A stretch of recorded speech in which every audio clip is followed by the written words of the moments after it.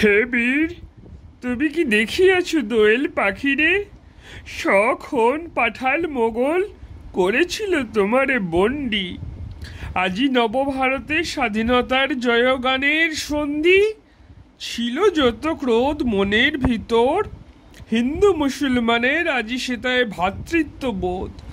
রাজায় রাজায় যুদ্ধ যেথা, ভুগিবে সেথা প্রজা।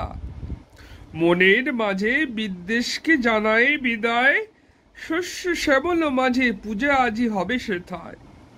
করিও না কুকু কর্ম, মায়ের পুজোয় করো জীবন ধন্য।